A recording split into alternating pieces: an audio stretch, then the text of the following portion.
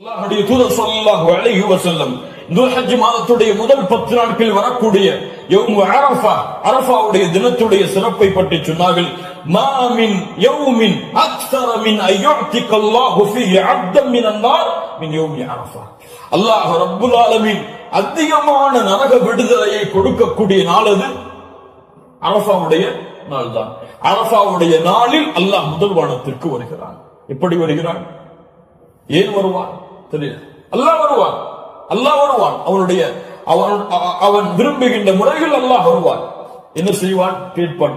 மா இவர்கள் எதை விரும்புகிறார்கள்? மா அராத ஹாஉலா, இவர்கள் எதை விரும்புகிறார்கள்? வேறொரு ஹதீஸிலே அல்லாஹ் ரப்புல் ஆலமீன் அங்கே கூடியிருக்கக்கூடிய எல்லோருக்கும் அல்லாஹ் மன்னிப்பை வழங்குவான்.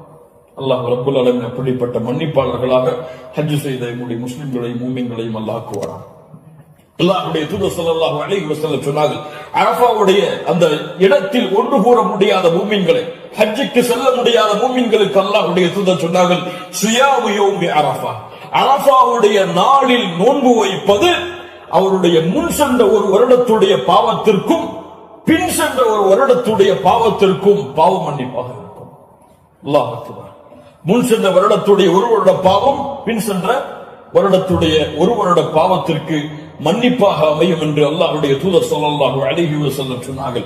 அல்லாஹ்வுடைய தூதர் ஸல்லல்லாஹு அலைஹி வஸல்லம் சொன்னார்கள், அஃதலு துஆ துஆ யௌமி அரஃபா, துஆக்களில் மிக சிறந்தது அரஃபாவுடைய தினத்தில் கேட்கப்படும் துஆவாகும். அல்லாஹ்வுடைய தூதர் ஸல்லல்லாஹு அலைஹி வஸல்லம் சொல்லிவிட்டு சொன்னார்கள், நானும் எனக்கு முன்னால் சென்ற நபிமார்களும் கூறிய வார்த்தைகளில் மிக சிறந்தது எது?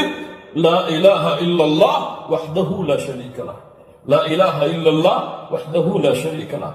இதுதான் மிகச்சிறந்தது அரஃபாவுடைய தினத்தில் கேட்கப்படக்கூடிய துஆ. கண்ணியத்துக்குரியவர்களே, இந்த 10 நாட்களில் அதிகமான அமல் செய்யக்கூடிய மூமின்களாக இருப்போம்.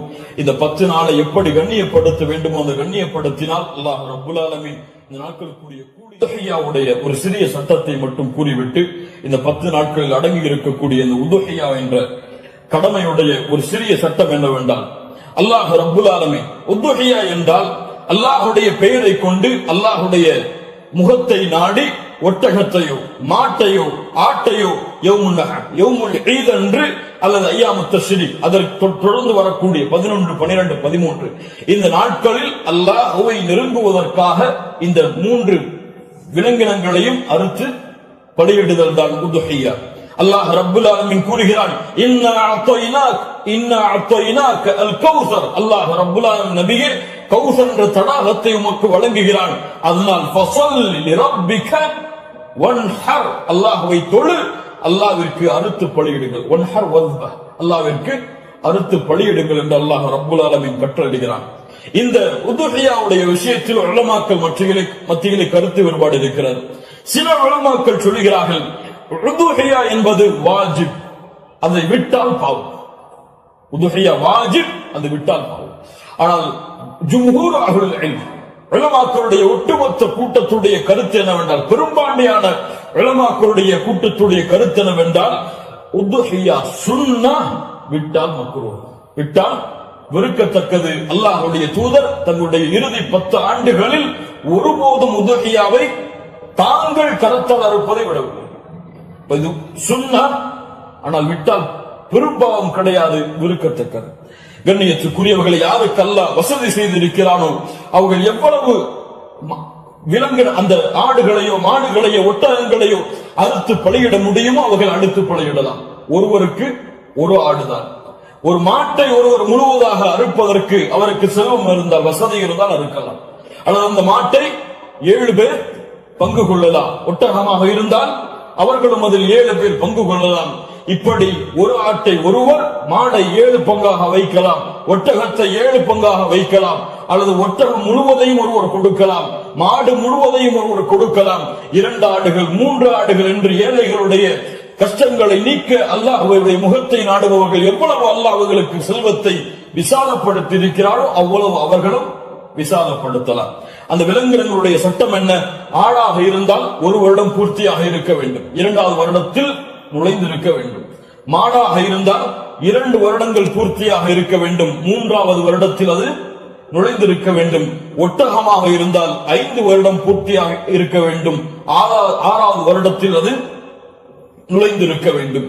யாருக்கெல்லாம் ஒரு முழு குடும்பமாக ஒரே இடத்திலே ஒரே உணவை சாப்பிட்டு வசித்தால் அந்த முழு குடும்பத்திற்கும் ஒரு ஆடு போதுமானது, அல்லது முழு குடும்பத்திற்கும் ஒரு மாடு போதுமானது, அந்த முழு குடும்பத்திற்கும் ஒரு ஒட்டகம் போதுமானது.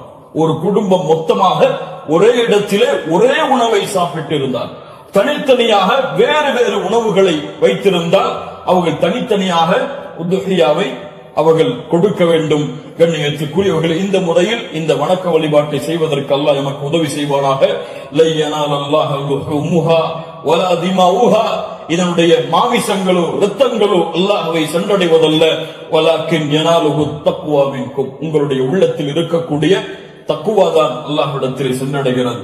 கண்ணியத்துக்குரியவர்கள், நபி இப்ராஹிம் அலைஹிஸ்ஸலாம் இஸ்மாயில் அலைஹிஸ்ஸலாம் அவருடைய தியாகத்தை நினைவு கூறும் பொருட்டு இப்ராஹிம் அலைஹிஸ்ஸலாம் தன்னுடைய மகனை அல்லாஹ் அறுக்க கட்டளையிட்ட போது, நான் அறுக்க தயாராகிறேன் என்று இப்ராஹிம் அலைஹிஸ்ஸலாம் அல்லாஹ்விற்காக தன்னுடைய அல்லாஹ்வுடைய கட்டளையை ஏற்க துணிந்ததை போன்று, யா அல்லாஹ் நீ கூறினால் எதையும் செய்வதற்கு நான் தயார் என்ற தன்மையை வெளிப்படுத்துவதற்கு தான் இந்த யௌமுன் நஹர் யௌமுல் ஈதுடைய தினத்தில் ஆடுகளையோ மாடுகளையோ ஒட்டகங்களையோ அறுக்கக்கூடிய கட்டளை அல்லாஹ் கொடுத்திருக்கிறார். இது ஒரு சடங்காகவோ சம்பிரதாயமாகவோ இல்லாமல் அல்லாஹ்விற்காக செய்யப்படக்கூடிய வணக்க வழிபாடாக எண்ணி இன்று நிய்யத்து வையுங்கள். அல்லாஹ் எனக்கு கொடுத்த செல்வத்தின் அடிப்படையில் இன்ஷா அல்லாஹ் இதை நான் விசாலப்படுத்துவேன், என்னால் எவ்வளவு முடியுமோ அவ்வளவு அல்லாஹ்வுடைய பாதையில் அறுத்து பலியிட்டு ஏழைகளுக்கும் நானும் அதிலிருந்து உண்பேன். கண்ணியத்துக்குரியவர்களை, சிறந்தது என்னவென்றால் நாம் வாழக்கூடிய இடங்களில் அறுத்து பலியிடுதல் தான் சிறந்தது. நாம் வாழாத ஊர்களில் அறுத்து பலியிடுதல் சிறந்தது கிடையாது, உலமாக்களுடைய குர்ஆன் சுன்னவுடைய ஆதாரங்களின் அடிப்படையில்.